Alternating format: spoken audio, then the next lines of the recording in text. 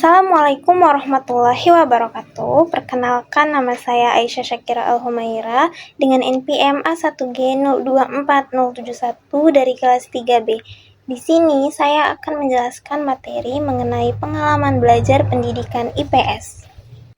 Dalam materi kali ini ada 4 pembahasan. Yang pertama, konsep pengalaman belajar. Yang kedua, strategi pembelajaran. Yang ketiga, model pembelajaran utama. Dan yang keempat, hasil yang diharapkan. Yang pertama ada konsep pengalaman belajar. Mahasiswa diajak memahami bahwa pembelajaran IPS tidak cukup hanya dengan penjelasan teori.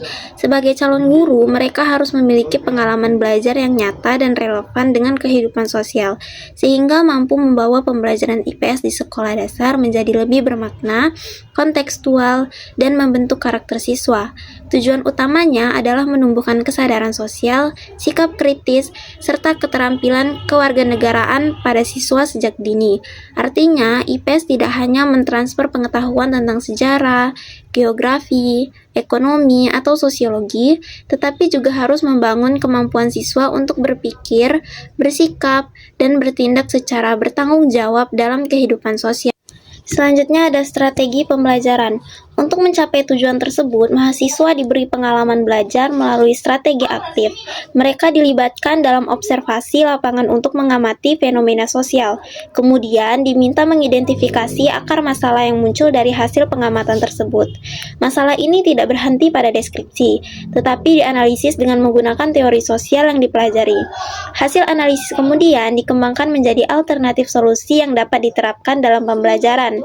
Proses ini melatih mahasiswa agar mampu menghubungkan teori dengan praktik nyata, serta mengambil keputusan yang solutif dan bertanggung jawab.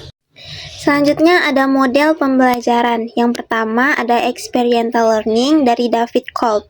Model pembelajaran utama yang digunakan adalah experiential learning yang dikembangkan oleh David Kolb.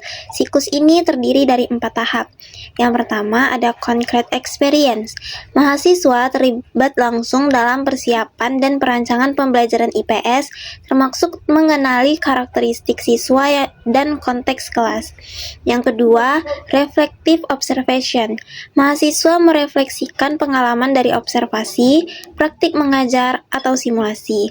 Pada tahap ini, mahasiswa belajar mengenali tantangan dan keberhasilan dalam pembelajaran IPS. Yang ketiga ada abstract conceptualization. Pengalaman tersebut kemudian dihubungkan dengan teori IPS, sehingga mahasiswa memperoleh pemahaman konseptual yang lebih mendalam dan terstruktur.